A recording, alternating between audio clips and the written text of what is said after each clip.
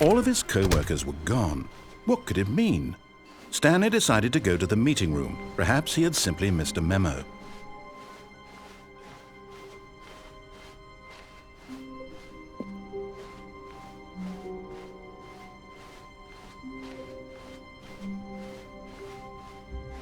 When Stanley came to a set of 2 open doors, he entered the door. This was not the correct way to the meeting room, and Stanley knew it perfectly well. Perhaps he wanted to stop by the employee lounge first, just to admire it. Stanley felt lightheaded, butterflies in his stomach. But eager to get back to business, Stanley took the first open door on his left. Stanley was so bad at following directions, it's incredible he wasn't fired years ago. Look, Stanley, I think perhaps we've gotten off on the wrong foot here. I'm not your enemy, really, I'm not. I realize that investing your trust in someone else can be difficult, but the fact is that the story has been about nothing but you all this time. There's someone you've been neglecting, Stanley.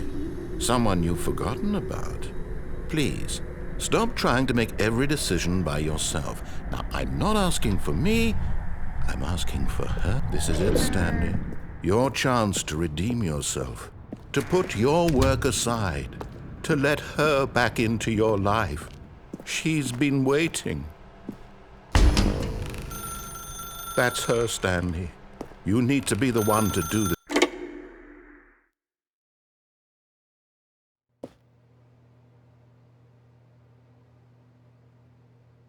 Oh, Stanley, is that you?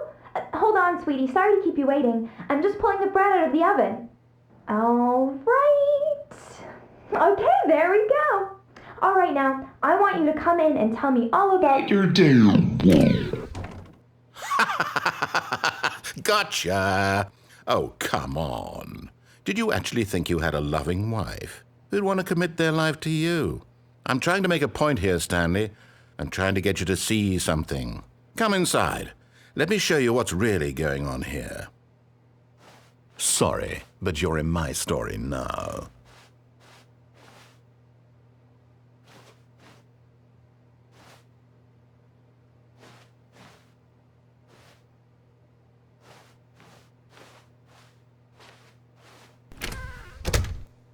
This is a very sad story about the death of a man named Stanley.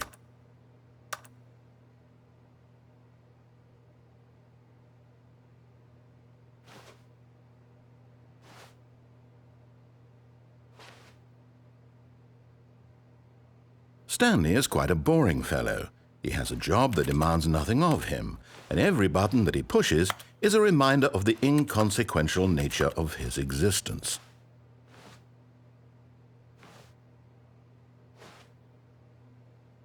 Look at him there, pushing buttons, doing exactly what he's told to do. Now he's pushing a button. Now he's eating lunch. Now he's going home. Now he's coming back to work. One might even feel sorry for him, except that he's chosen this life.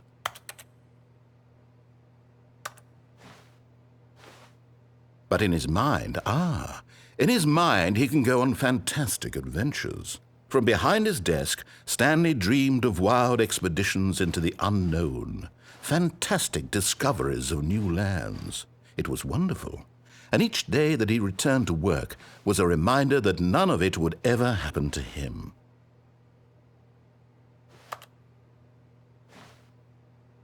And so he began to fantasize about his own job. First, he imagined that one day while at work, he stepped up from his desk to realize that all of his co-workers, his boss, everyone in the building had suddenly vanished off the face of the earth. The thought excited him terribly.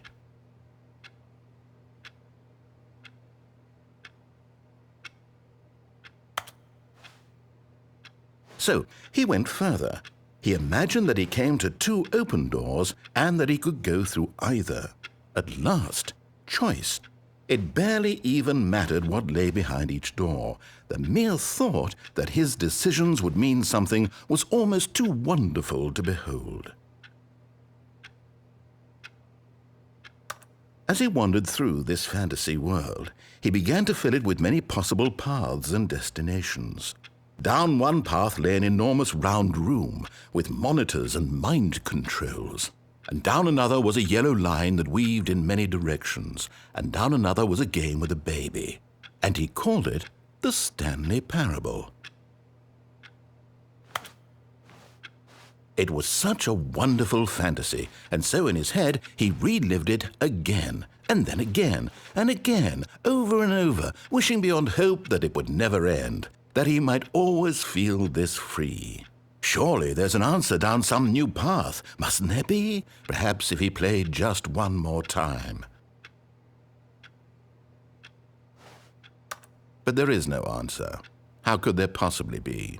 In reality, all he's doing is pushing the same buttons he always has. Nothing has changed. The longer he spends here, the more invested he gets, the more he forgets which life is the real one. And I'm trying to tell him this, that in this world he can never be anything but an observer, that as long as he remains here, he's slowly killing himself. But he won't listen to me. He won't stop. Here, watch this. Stanley, the next time the screen asks you to push a button, do not do it. You see? Can he just not hear me? How can I tell him in a way that he'll understand that every second he remains here, he's electing to kill himself? How can I get him to see what I see? How can I make him look at himself?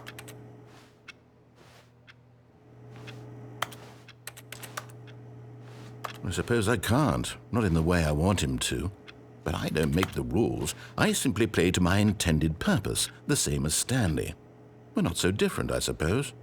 I'll try once more to convey all this to him. I'm compelled to. I must. Perhaps, well, maybe this time he'll see. Maybe this time. And I tried again, and Stanley pushed a button. And I tried again, and Stanley pushed a button. And I tried.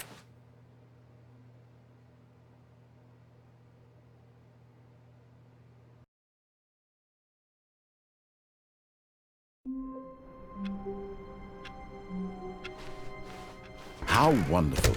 Stanley was alone. Finally. This is great, he thought to himself. This is what I've wanted all along. I got what I wanted. When Stanley came to a set of 2 open doors, he entered the door on his left.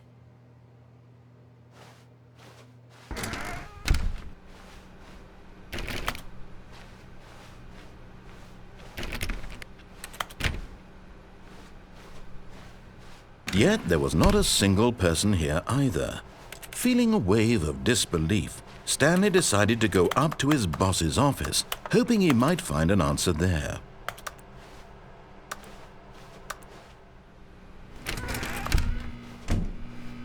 Stanley stepped into the broom closet, but there was nothing here, so he turned around and got back on track.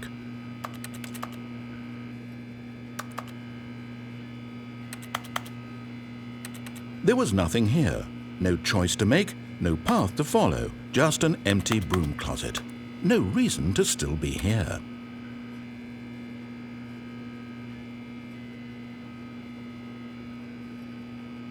It was baffling that Stanley was still just sitting in the broom closet. He wasn't even doing anything. At least if there was something to interact with, he'd be justified in some way. As it is, he's literally just standing there doing sweet FA.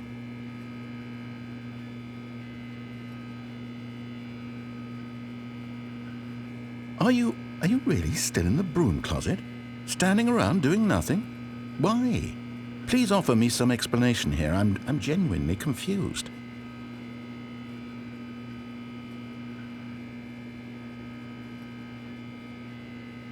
You do realize there's no choice or anything in here, right? If I'd said Stanley walked past the broom closet, at least you would have had a reason for exploring it to find out.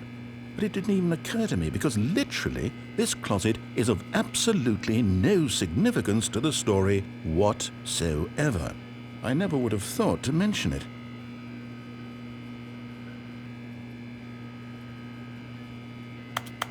Maybe to you this is somehow its own branching path. Maybe when you go talk about this with your friend, you'll say, "Oh, did you get the broom closet ending? The broom closet ending was my favourite. I hope your friends find this concerning.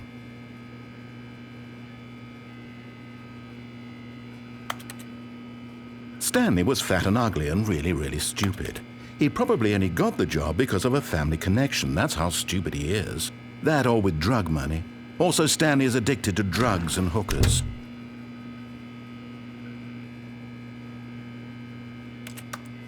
Well, I've come to a very definite conclusion about what's going on right now. You're dead.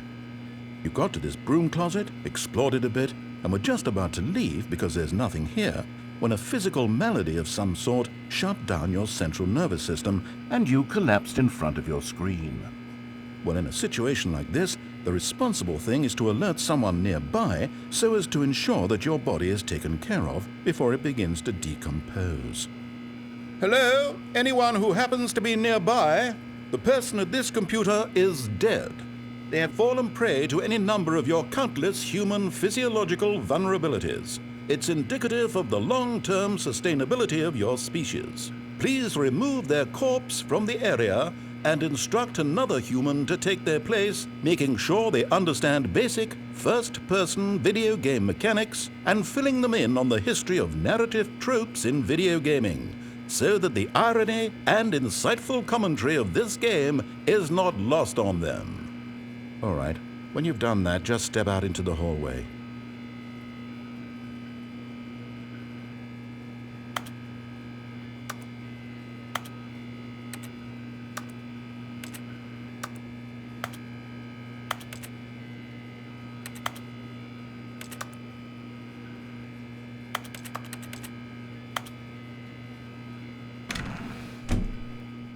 So you too? Unbelievable. I'm at the mercy of an entire species of invalids. Perhaps there's a monkey nearby you can hand the controls to. A fish? Fungus? Look, you can hammer out the details. I'm not particularly picky. I'll just be waiting for when you're ready to pick up the story again.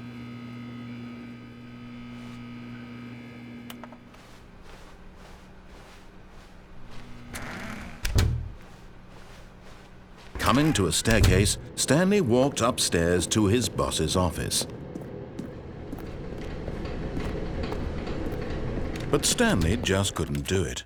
He considered the possibility of facing his boss. Admitting he had left his post during work hours, he might be fired for that.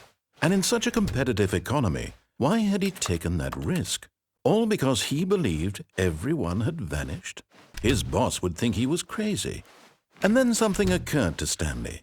Maybe, he thought to himself, maybe I am crazy. All of my co-workers blinking mysteriously out of existence in a single moment for no reason at all? None of it made any logical sense. And as Stanley pondered this, he began to make other strange observations. For example, why couldn't he see his feet when he looked down? Why did doors close automatically behind him wherever he went? And for that matter, these rooms were starting to look pretty familiar. Were they simply repeating? No, Stanley said to himself, this is all too strange. This can't be real. And at last, he came to the conclusion that had been on the tip of his tongue. He just hadn't found the words for it. I'm dreaming, he yelled. This is all a dream. Oh, what a relief Stanley felt to have finally found an answer, an explanation. His co-workers weren't actually gone. He wasn't going to lose his job. He wasn't crazy after all. And he thought to himself, I suppose I'll wake up soon. I'll have to go back to my boring real-life job pushing buttons. I may as well enjoy this while I'm still lucid. So he imagined himself flying and began to gently float above the ground. Then he imagined himself soaring through space on a magical starfield, and it too appeared. It was so much fun, and Stanley marveled that he had still not woken up. How was he remaining so lucid? And then perhaps the strangest question of them all entered Stanley's head. One he was amazed he hadn't asked himself sooner. Why is there a voice in my head dictating everything that I'm doing and thinking? Now the voice was describing itself being considered by Stanley, who found it particularly strange. I'm dreaming about a voice describing me, thinking about how it's describing my thoughts, he thought. And while he thought it all very odd and wondered if this voice spoke to all people in their dreams, the truth was that, of course, this was not a dream. How could it be? Was Stanley simply deceiving himself, believing that if he's asleep, he doesn't have to take responsibility for himself? Stanley is as awake right now as he's ever been in his life. Now, hearing the voice speak these words was quite a shock to Stanley. After all, he knew for certain, beyond a doubt, that this was in fact a dream. Did the voice not see him float and make the magical stars just a moment ago? How else would the voice explain all that? This voice was a part of himself too. Surely, if he could just... He would prove it. He would prove that he was in control, that this was a dream. So he closed his eyes gently, and he invited himself to wake up. He felt the cool weight of the blanket on his skin, the press of the mattress on his back, the fresh air of a world outside this one. Let me wake up, he thought to himself. I'm through with this dream. I wish it to be over. Let me go back to my job. Let me continue pushing the buttons.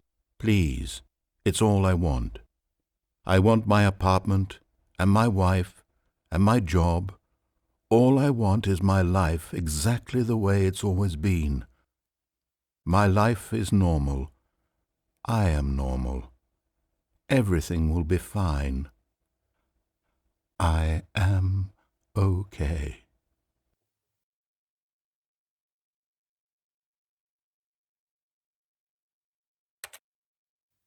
Stanley began screaming. Please, someone, wake me up. My name is Stanley. I have a boss. I have an office. I am real. Please, just someone tell me I am real. I must be real. I must be. Can anyone hear my voice? Who am I? Who am I? And everything went black.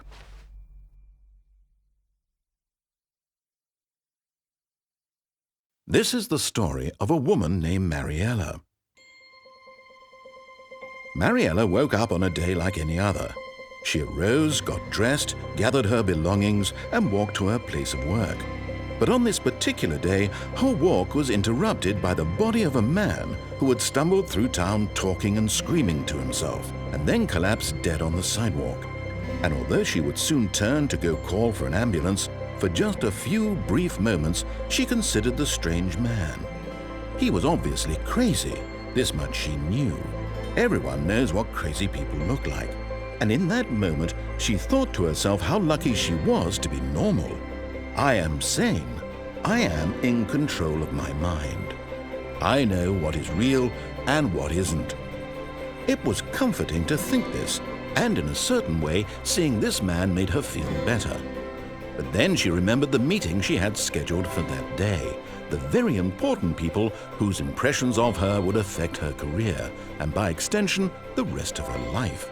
She had no time for this, so it was only a moment that she stood there, staring down at the body. And then she turned and ran.